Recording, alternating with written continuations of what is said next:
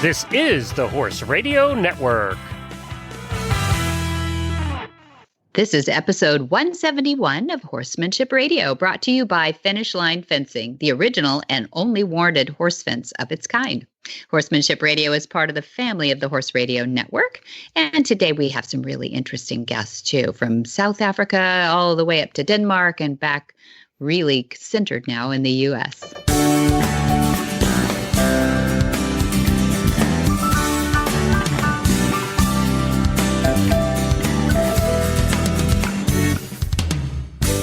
This is Debbie Laux, and you're listening to the Horsemanship Radio. Thank you for joining us. Horsemanship Radio airs on the 1st and the 15th of the month, and I have my producer, Jen, with me today. Hi, Jen. Greetings, Debbie. How are you? I'm good. Hey, we promised in this episode that when we were interviewing these people, that we would start at the top of this episode with the 6 imperatives that people need to be reasonable to train horses with. Yes, that was inspired because y'all, Flags Up Farm, there are 6 imperatives for horses to be good citizens. I call it the good citizenship award for a horse. Good. I like that. Yes. Yeah. And what are they? They are super important. This is what we're teaching our adoptables too, which we can talk about. But they are, number 1, stand still. Kind of key. It's imperative. Yeah. Well, you'd be surprised, right? Back up. And then go forward. And then turn left. And then turn right. And stop. There we go.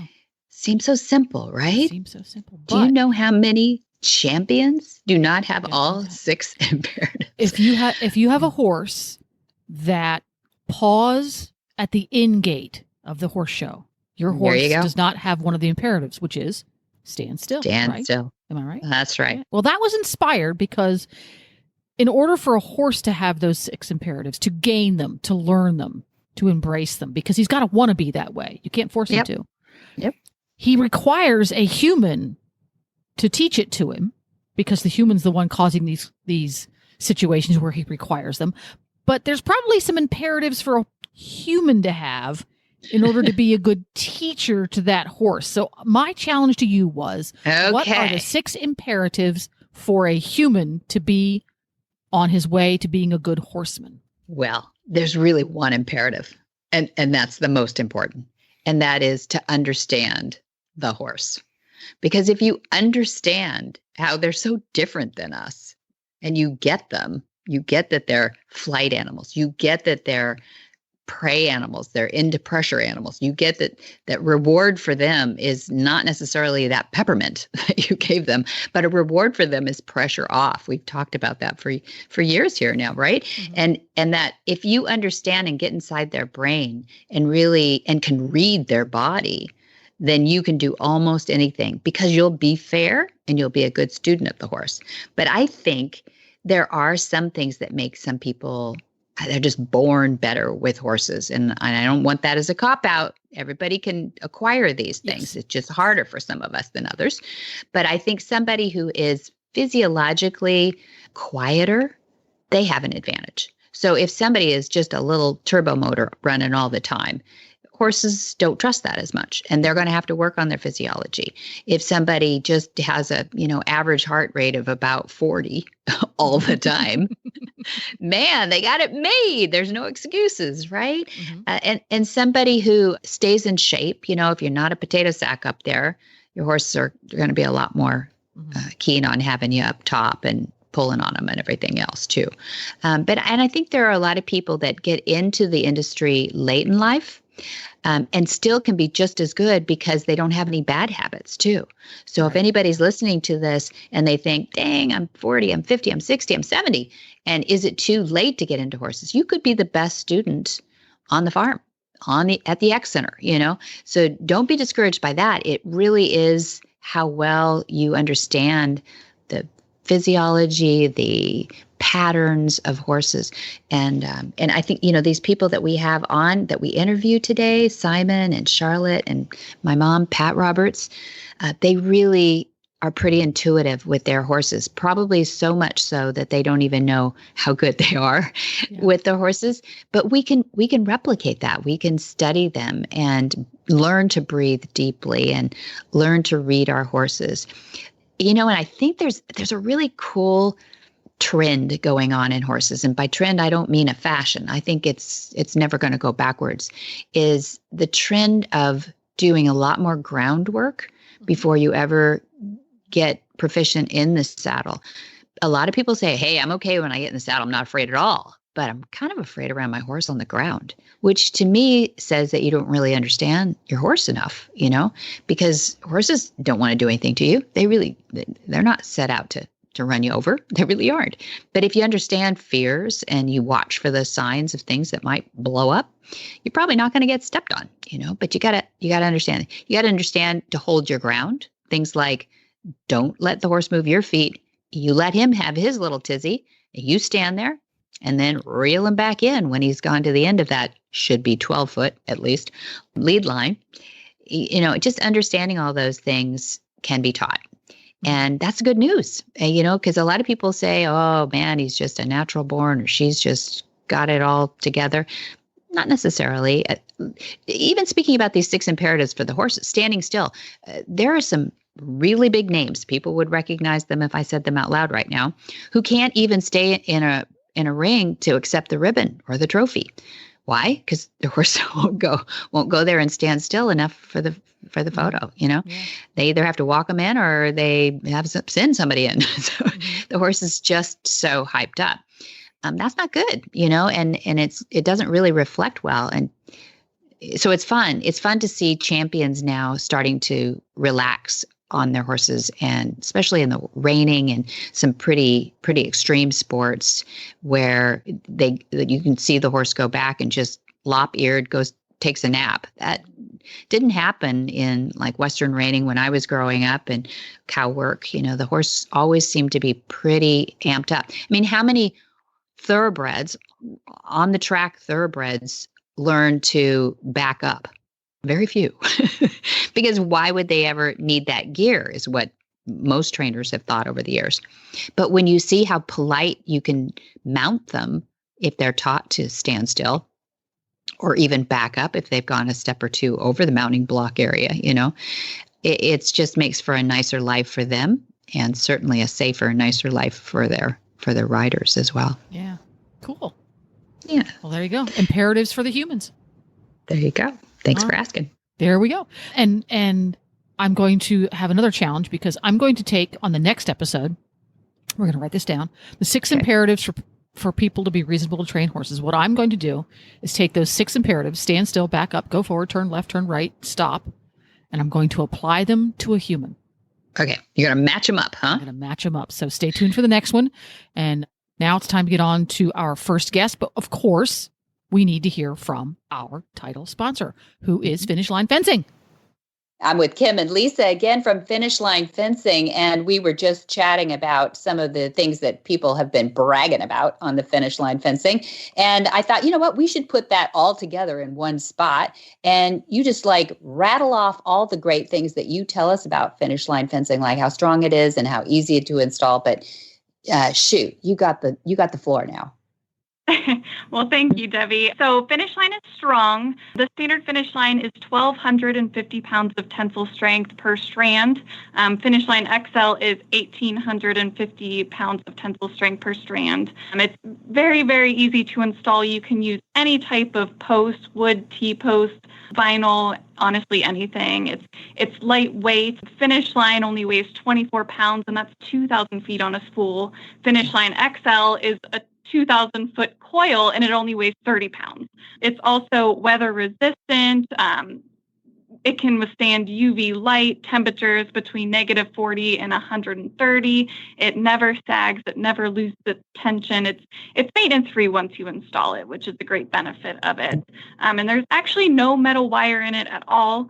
It does not rust, rot, or corrode. It will not injure your animals the way that a standard high tensile fence would. So it's so much safer. And then one thing that we do always recommend with every installation is a strand of electric. It's made to be as a combination fence with the Finishline and then the electric.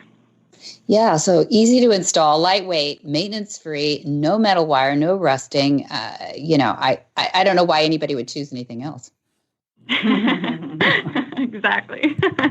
Yeah, and hedges are hard to maintain. I'd rather put up a fence. So I'm glad to see that you're out there, and you've been out there for 30 years. So where do people find you, and how do they get a hold of you to get their custom job done?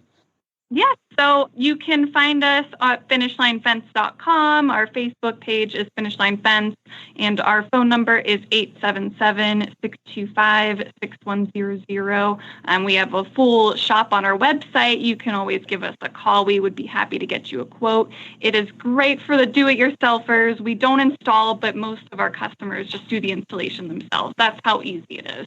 Simon Duenville became the first Monty Roberts Certified Instructor in Africa in August 2018.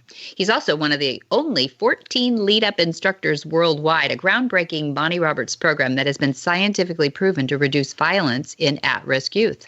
From Johannesburg, South Africa, he and his wife Yvette are now living in California, and Simon is resident certified instructor at the Monty Roberts International Learning Center in Solvang at Monty's Flag is Up Farms. Well, welcome back. We've got Simon Duenville on the line. And the reason I wanted to bring Simon in is because we've got a lot of fun stories to share with you. And it's going to be an ongoing share too, aren't we, Simon?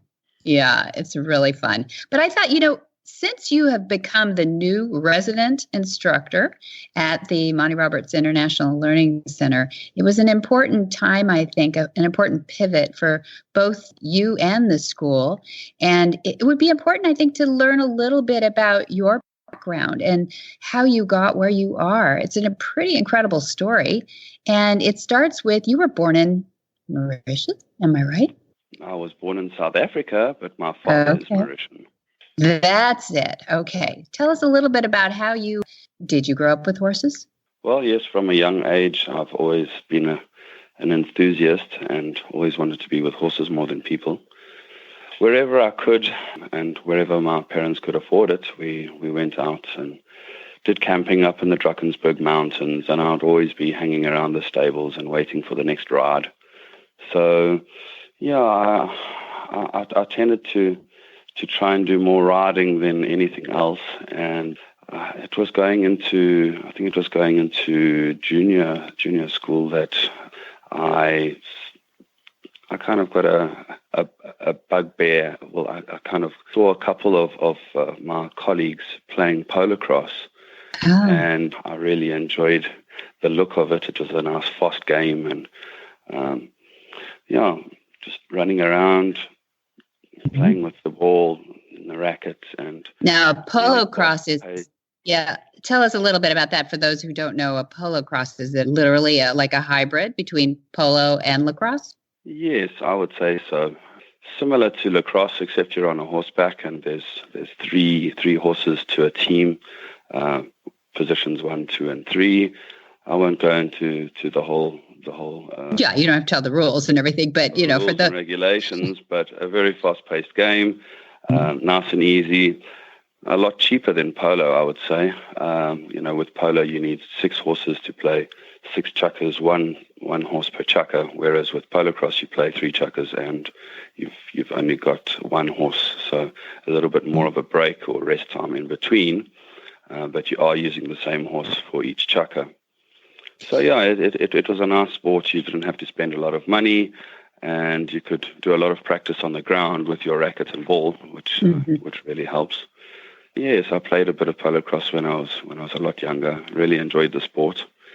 Unfortunately, when I left school, I had other priorities, and that kind of fell by the wayside for quite a while. Mm-hmm. So. Then that love came back. Yeah. Now, Mauritius, that's your dad. They have a lot of horse background in there. There's horse racing. How did you get over into the horse racing industry?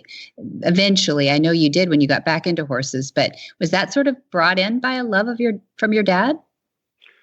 Yes, I would say so. My dad was always watching the races. I suppose a lot like your father. Always got the races on the telly, and there was always betting going on. And I think it's having having been brought up in a Mauritian family, with horses being a big part of the Mauritian life. All my uncles had race horses, so my dad was a part of that, which was really nice. Mm-hmm. So when I'd finished my qualification here at Flaggers Up Farms, I went back to South Africa, and of course, racing being the first thing I wanted to get involved in. And fortunately enough, I was able to work with some of South Africa's top trainers, one of them being Sean Tarry and the other Diane Stenger. So, yes, I asked them if I could do a bit of work for them, and before I knew it, I had too many horses than I knew what to do with. Yeah, and that's amazing. And in 2016, you made a big decision to be certified by Monty Roberts at the Monty Roberts International Learning Center. Or what created that, frustration in whatever you were doing? I think you were in civil engineering. Or what was it that was appealing about getting back into the horses? Well, interesting story. My wife and I purchased a beautiful property in Johannesburg, and I think the drawing card to me was not the house, but rather the paddocks and stables. And I think a mistake that a lot of people have made in life, well, I certainly have, was we purchased our first two horses online.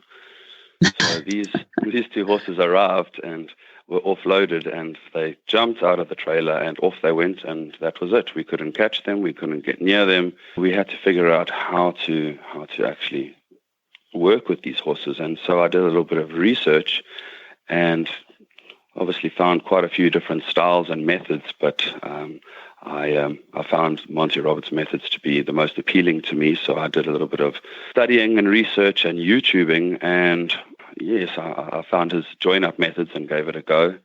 And can you believe it? There we go. My horse joined up with me, and suddenly I was able to work with them. Magic, yeah. Yeah, that's good. And did you get to see Dad when we went to South Africa? We did go to a few. We had 2 or 3 stops there, I think. I did get to meet him, which was at the Western shop, but I wasn't able to see him at his demonstrations. Okay, good. Western shop it's a wonderful. That's kind of our Dover, or our big equipment stores here, tech stores here in the U.S. And so you did get to meet him, so you knew he was real. He wasn't this. I knew he was real. I actually sent in an application for one of my horses for him to work with, but I think she had too many problems, to be honest. Oh, dear. Well, you probably since solved all those problems, so that's great. Yeah, I love that. I read in an article that you wrote that a lot of people believe that there is some sort of magic to it. There is something different about Monty, or different about what he does that's like magic. Talk to us about that. How do you address that? There's definitely magic involved, and I think it all comes from the studies that he's made on the language of Equus. I think, I always tell people that, if you go to France and you want to find out where you can get fresh bread and you don't speak French, only Mandarin or German, that communication between yourself and that person that you are asking help from is going to be quite difficult. Whereas had you prepared a little bit before and learnt a little bit of French, you would find that bread shop pretty quickly. So, in relation to what Monty has done, he's learned the language of Equus, and he's captured the essence of working with horses through their own language and body gestures. That's what's really appealing to me. And having learned that and putting it to practice, I just find that my work with horses is just exploded. I can't tell you how much I'm able to do and accomplish with what I've been taught by Monty. Yeah, part of the magic they speak of, I think sometimes for me, when I hear the comment, something like that, is like it goes too fast almost in their minds. It's sure, it's Monty. He can make it go that fast, but it isn't that duplicatable. It's not that teachable. How do you respond to that? I would have to disagree with that. I think it's very teachable. Yeah, but you learned it, I guess. That would be part of your statement anyway. Yeah, and tell me about, just give us a little feel for, you stepped onto the racetrack over there in South Africa. How do they believe you that you're going to be able to help them with these horses? What was the first break that you had in there that it wasn't something just, some ooey concepts of some horse whisperer? Well, I think they've heard of Monty and they've seen his work done. But as you say, replication of it itself, I think, is in a lot of people's minds doubtable. I think that I had to work really hard, and I had to go in and sell myself to say that I was able to do this. And fortunately, Diane Stinger gave me a chance. And after working with one or two of her babies, she preferred not to work with her colts. She said they were a little bit too much of a handful for her, so she gave me 2 or 3 of them. And before I knew it, she had put word out to all the other trainers saying, "Oh my gosh, this is unbelievable. The concepts are fantastic and so gentle, and this is the way that every trainer should be working with their horses." That's how I just ended up doing more and more work, which was fantastic. That's kind of her too, because there isn't a lot of share. Just like magicians don't like to share their secrets. Well, there's a lot of horse trainers out there who fall in that same category. Exactly. And some of the things that you've picked up on, though, aren't just horse methodologies. You are now a certified, and have been a certified lead-up instructor too. How did that branch suit you? Well, sure. Well, having been here and working with Monty and with learning about how to train horses, I was exposed to some of the programs that he was having here. Mm-hmm. So lead up was working with vulnerable youth, and I just kind of saw what was going on and asked very nicely if I could get involved. And it was really great to see the way that we're able to use horses as a platform to work with people and to just help them deal with issues in their life, soften themselves, and be able to just come out of their shells. I think working with horses, especially kids, they're able to just feel at peace and just kind of find themselves again. And horses really mirror them, so they have to really bring themselves down in order to be able to work with the horse. And when they realize that they've been able to do this with a horse, they're able to carry that on to their everyday living with humans. And I think that's really touching, in that we're able to use horses as a platform to help soften people that are suffering whatever they are, whether it's PTSD or abuse, or there's loads of things that people need help with, and essentially horses are the vessel that's helping here. What do you think the long-term effect of that is? Or do you think that's just sort of a nice weekend to open up the door and you hope they go off and work with horses? Or how do you foresee the future of those kids that go through the program? Well, I definitely think that I think that these kids, this is always going to be ingrained in what the kids, in the kids' minds, that they're able to work with people through working with horses. And I think there's longevity in it. It's just, we need to just keep working with these kids and on these programs to keep it going. I've definitely seen a very big change in kids that I've worked with in South Africa as well as America on this program. And we've had nothing but good feedback from the counselors, the social workers, all saying that the kids are jumping out of bed now instead of, them having to drag them out of bed, and the kids are more sociable with each other. There's a lot of benefits that I can tell you about. That's great. I know I've seen it in the Horses and Healing, which is the veterans program too. So I know where you come from on that. It's definitely, but people who know horses well believe that about horses anyway, even if you're just having a bad day and, you're not under therapy, but you kind of are. You have horse therapy, and it's pretty good stuff. The horses are the therapists. They are, and they're doing a good job of it. So we've got you now at Flag Is Up. We're so happy that you achieved your O1 visa. That's just a miracle, number one. And then to get through COVID, miracle number 2 and 3. I don't know, it was pretty amazing. So what are your big long-term visions for being there at the farm and supporting the programs and growing the school? It's a big question, I know. It is. But I've got some answers. Maybe not all of them, but I can shoot a few out. Good. I think at the moment our biggest goal is growing the instructor numbers in the US. With COVID at the moment, international travel is looking a little bit sad. So we have, we've got this introductory course of horsemanship, which is a 10-day program, really intensive and an incredible program, if I might add. But what we've chosen to do now is actually take that course and put it into modules, making it a lot not easier, but more accessible for our local Americans, for them to take off 12 days to come here to the farm when they have jobs and they've got other commitments, kids and all sorts.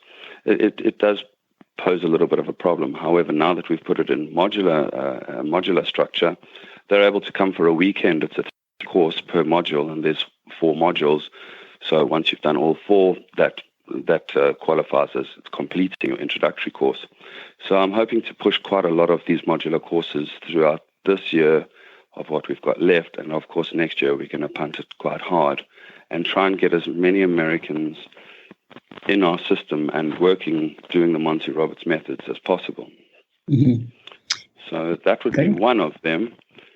Then another really exciting program that we are launching, we're actually piloting it in the next 2 weeks, is the Monty Roberts Mustang on Transition Horse Program. So this is a program that we have partnered with the Right Horse Initiative in partnership with the ASPCA, and that is a rehoming process. So it's horses in transition. So we're basically going to be taking horses in from the Right Horse partners, rescue centers, working with them, training them up, and then putting them up for adoption once they've had ground manners put in them, remedial issues removed or fixed, and a little bit of ridden work. From there, we'll feel comfortable that the horses will be safe and ready for their new potential owners. That's so great. It's so great. I read a stat recently that there's about 200,000 horses available for adoption. They're unwanted horses. Let's put that label on them. That's what this survey was done. A science trial actually was done on it, but for an article. And the interesting thing was as they were doing this, the statistical surveys, there were 1.2 million people that identified as having not only the desire, but also the means to take in horses. So, let's see, we've got 1.2 million people and only 200,000 horses unwanted. We have a problem. We need more horses. Is that crazy? It does sound crazy. I think the only thing is, like I said, people are, there's a bit of a stigma around adopting, but if we are able to bring these horses in, train them, get them safe, I don't see any need why people wouldn't be looking to adopt as opposed to buying. Right, exactly. It's the right thing, just like it was when people started saying, no, that's a rescue dog I have, I don't have to go to a breeder. Sorry, breeders, but, I don't have to go to a breeder. If I've got a life out there I can save, and I'm just as happy to do that. So I think there is sort of a place for that new vocation for horses too, and I'm glad you're a part of that. It's wonderful that you're going to send us lots of metrics on that and how that's going, and be on social media with that. We will do. We're going to be making a big thing about this. We're going to be publishing it in as many places as possible. We're going to be doing a very big social media drive. We'd like to get our name out there. We'd like the horses to be seen. We'd like the partners to be seen, and of course all the rescue centers too. It's also a very good way for us to bring people in to see what we are doing, who we are, our methods. And I think altogether it's a fantastic plan that is going to work. Exciting. Oh, exciting. Well, we're really pleased that you're on the farm, that you made it through all the hoops, and that you still have energy to put forth all these new plans and new exciting programs too. So how do people get a hold of you? Well, they can email me on instructor@montyroberts.com, or they could give a call. My number is, I think, if I'm not mistaken, it's 805-325-8414. That's your cell. Very good. You've done that. 805-325-8414. So anybody anybody who needs to talk to Simon about these new programs or take a course at the school, that would be great. And we have to have Yvette on, your lovely wife who came with you too from South Africa. What a commitment you guys have made. Yeah. Very grateful to have her here with me too. I'm sure you are. And Tommy, your dog. You put him on the plane as well. In fact, I heard that his ticket cost more than your two combined. Is that right? It did, indeed. You are real animal people. I love you for it. That's great. Thanks, Simon, for being on Horsemanship Radio today. You're welcome. Thank you for having me. Hi, Debbie. I just had to write and tell you how much I'm enjoying Monty's podcast on Horsemanship Radio. You and Monty and your podcast guests are my company every evening while I'm feeding, cleaning, and finishing up barn chores for the day. I especially enjoyed the recent podcast 158 because so many of the guys that Monty talked about, and especially Greg Ward, were heroes of mine when I was growing up. It was really fun to be a fly on the wall listening to Monty recount all those stories. And I also enjoyed his discussion with Tanya Johnston about the deer and Thigmotaxis. Thanks for all the great information you and your dad are spreading throughout the world. And thanks for making the time doing my barn chores no chore at all. All the best. Charlotte Bredahl is an American equestrian. She was born in Copenhagen, Denmark, and she won a bronze medal in team dressage at the Summer Olympics in Barcelona and is the U.S. dressage development coach and Olympic team bronze medalist. Charlotte is just recovering from surgery to remove a melanoma in her brain and is doing great. And she shares her comeback therapy involving horses, of course.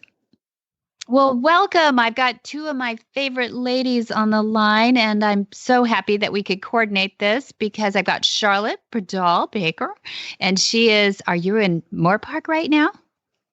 I am, yes. Yeah, and just finishing up. You are still so active, and we're really so pleased and privileged to actually have you out on the road again during COVID time and all these extraordinary things going on. And I've got Pat Roberts' mom on the phone too. Hi, Mom. Hi there. Can you hear me? Hi, yes. Pretty much. Kind of quiet. So use your outdoor voice. Well, I'll try to project my voice a little bit louder. I'm in the Flag is Up office, so on line 3. Right. She is very near our star of the show who won't join us today, but his name is Steel Buns, or Bunny, as we like to call him here. And he's going to be kind of the center of the reason I have you two ladies on, because this friendship goes back a long way. How long have you two known each other? Oh, my gosh. 1990. 1990. Or maybe it was 88, actually, now that I think about it. Yeah. Yeah, you came up with someone to do a demonstration in the covered arena. Yeah, for the Reagan Roundup fundraiser. That's what it was. It was Reagan, Roundup. Yes. Yeah. Oh, yes. My goodness. So I think time has flown. It was either 88. That is amazing. It's amazing. So, I mean, that's a lifetime for a lot of people that are listening right now. Yeah. For a lot of people who are listening. And you've been horse girls all along. Charlotte, we've had you on before, and we've talked about you growing up in Denmark and then coming over here and being a part of the 1988 Olympics. Am I right? No, 92. Sorry, 92. Olympics, Barcelona. Yep. And doing well there. And people can go back to that episode too. It's a beautiful story. But your journey has taken you through the competitive world up until just recently, really. What was the day that you finished your last competition, if you're finished with your last competition? No, I actually finished competing, I want to say 3 years ago, I think. Mm-hmm. Probably. Yeah, well, that's pretty recent. And pretty recent.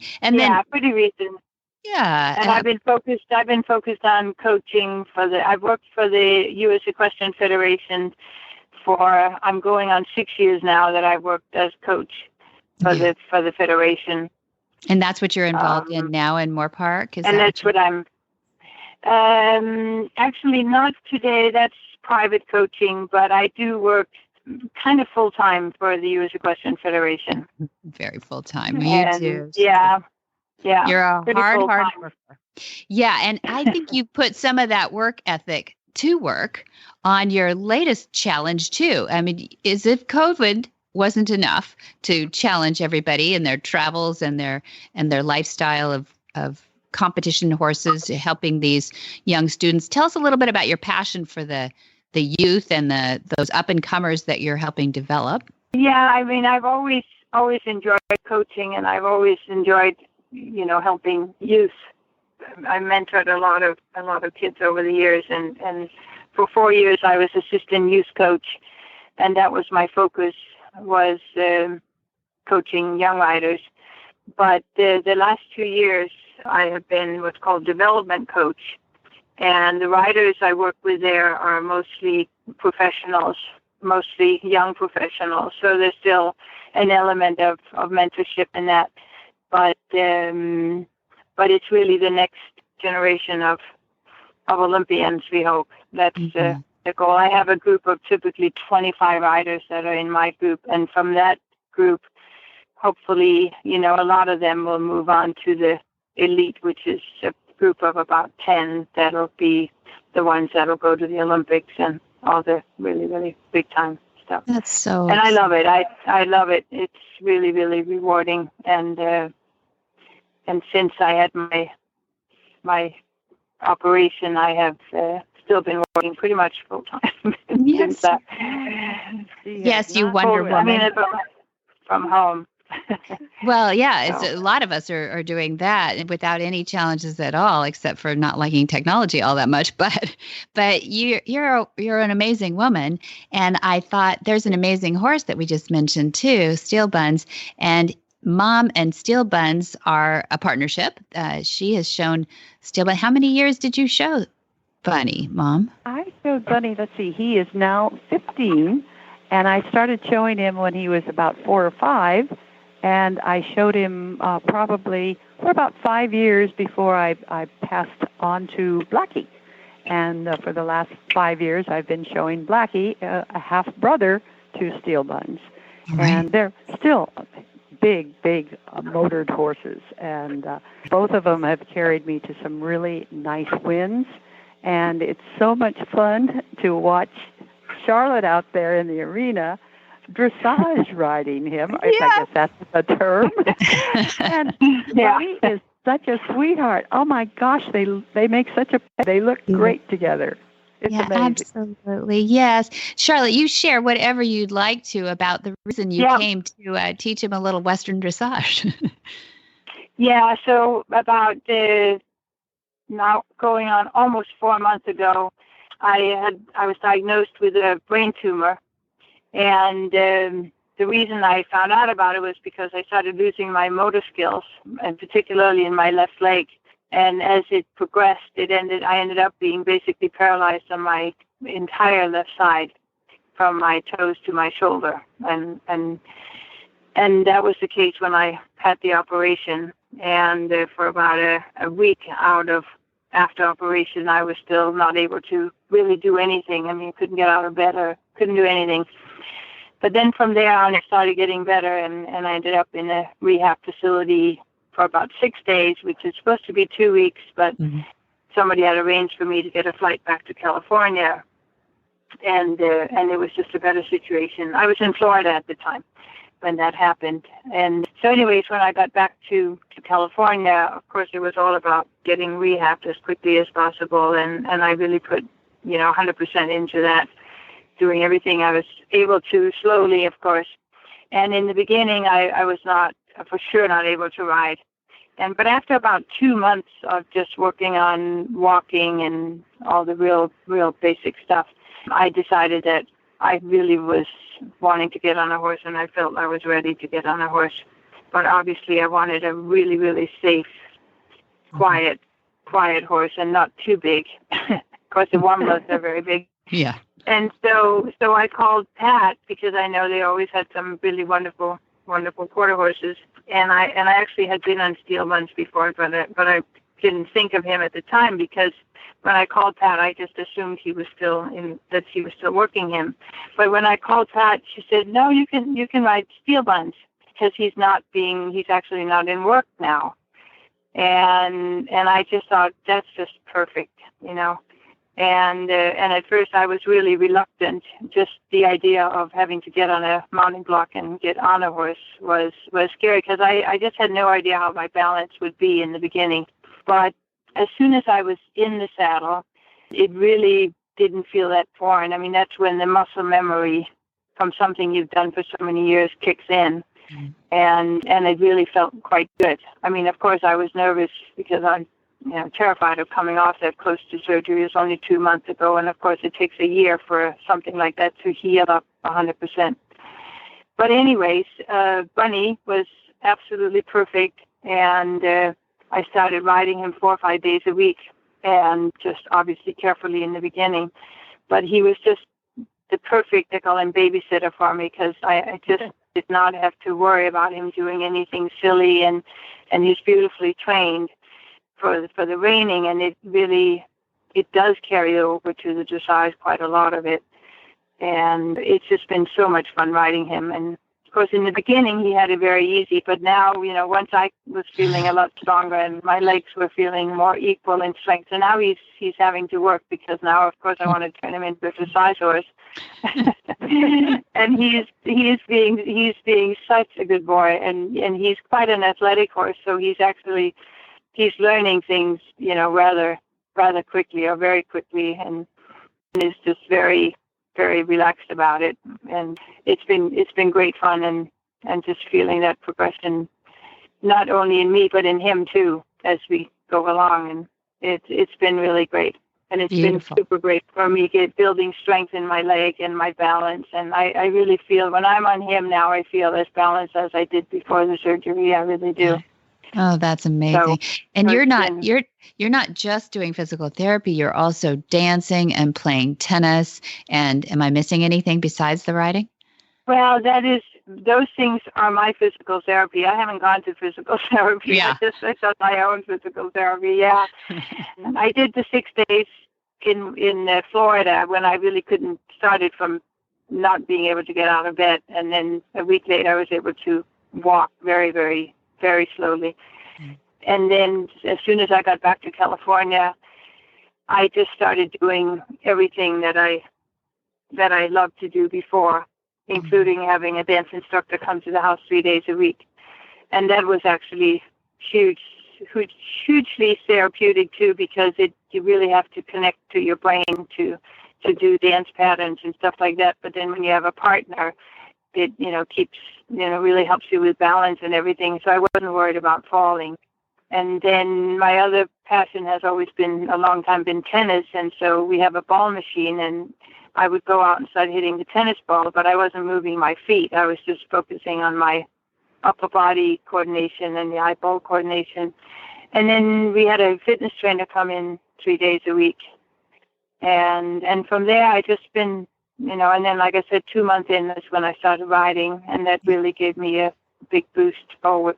So yeah, I probably do stuff at least 2 or 3 hours every day, whether it's riding tennis or riding dancing or workout or something. Mm-hmm. And I feel great. And I feel like I'm back to probably 85% now, at least, if not more.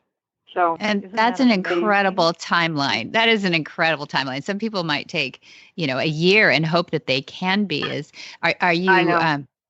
Are you a miracle around your doctor's offices? Are they saying you're surpassing every? Yeah. They kind of think that. I sent a little video to my doctor in Florida after I had been home. I think after I got on Bunny, actually, I sent a video to her, and she says, "Are you freaking kidding me?"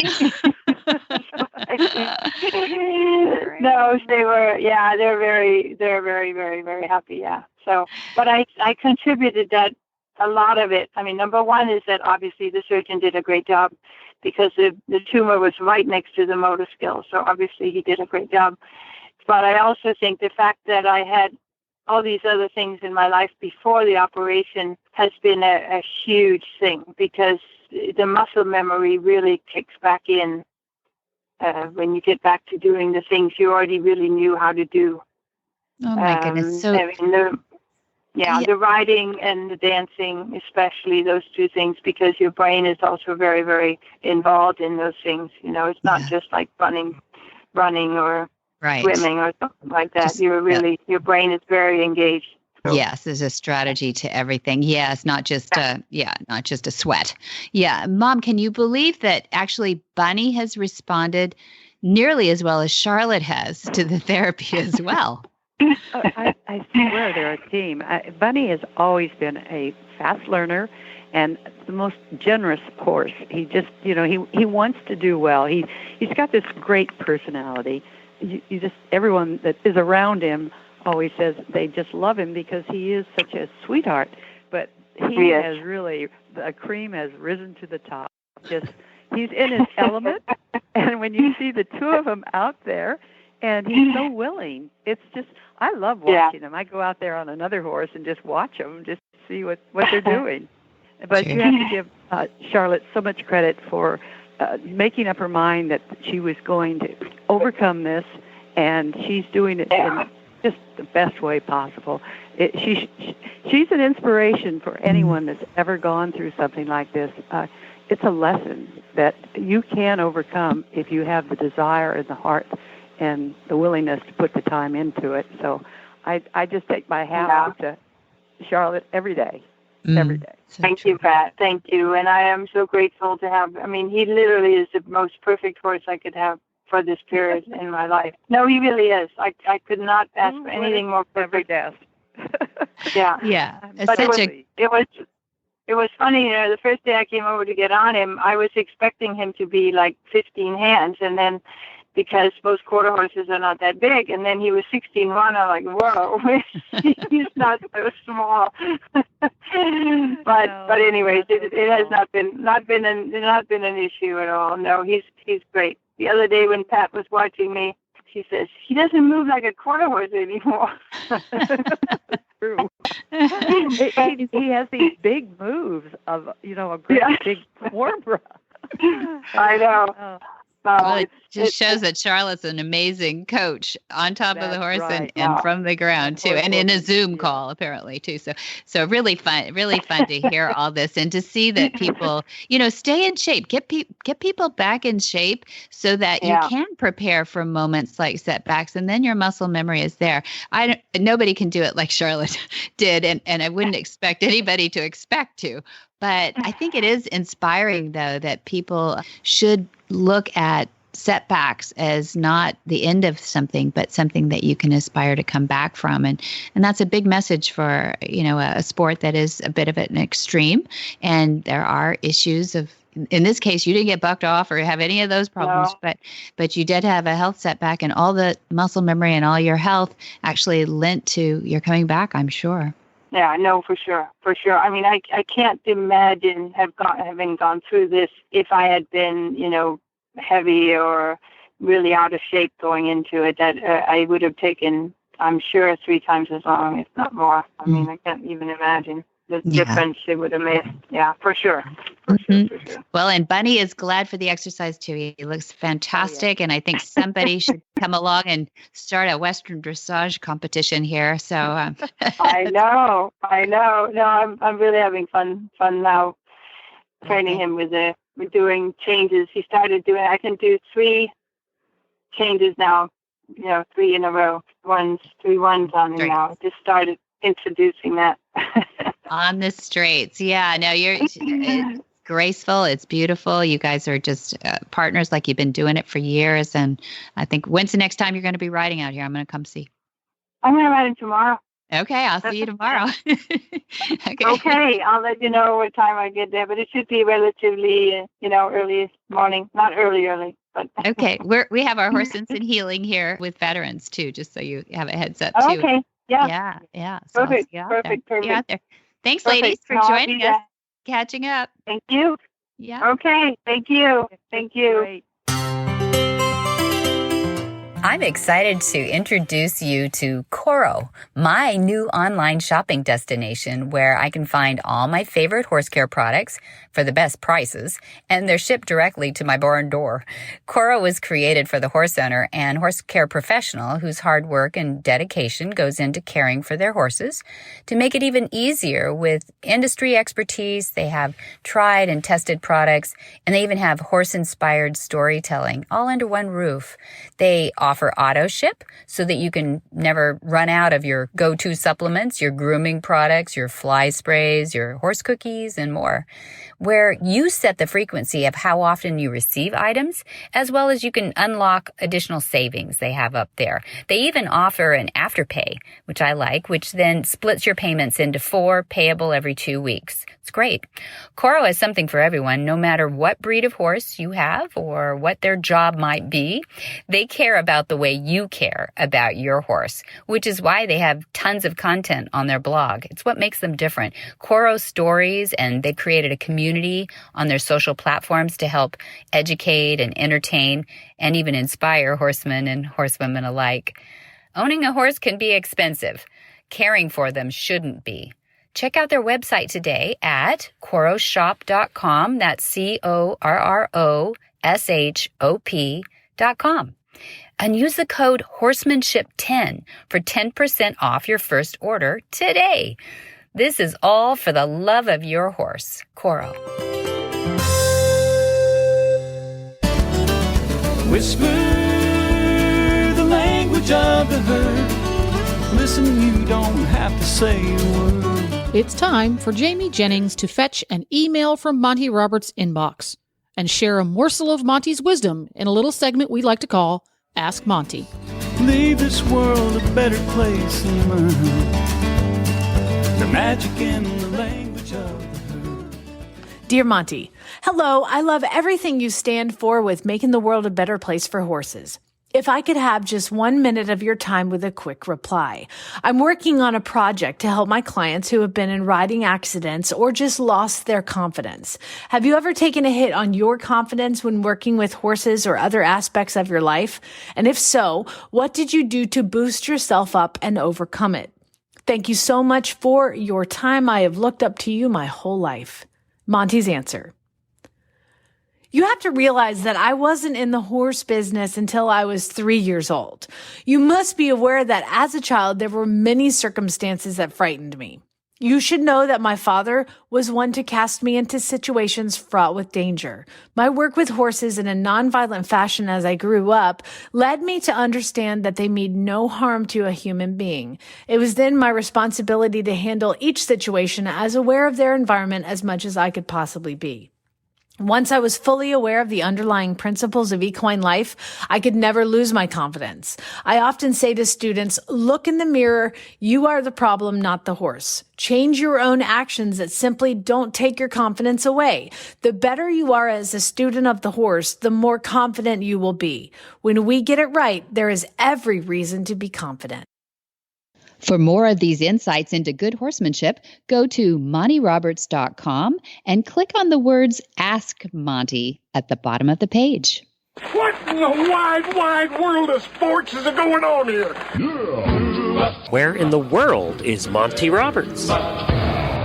Monty is looking forward to meeting some new friends, two-legged and four-legged. And we've got right now this month, the 17th through 19th, the introductory course, Module 2. That's all the join-ups, really fun one. And then November 20th through 22, we've got the introductory course, Module 3, and that steps you right into the long lining groundwork.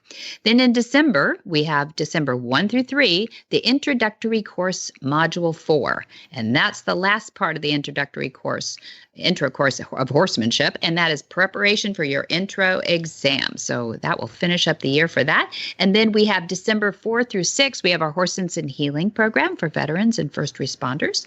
And then we'll leap into February 8 through 12. We have a Monty special training coming up, and we're working with all of our Monty Roberts Mustang and Transition Horse program horses in that special training. So we're excited to have students and Monty working with adoptable horses. It's really fun. I encourage everybody to sign up for that one. Check it all out.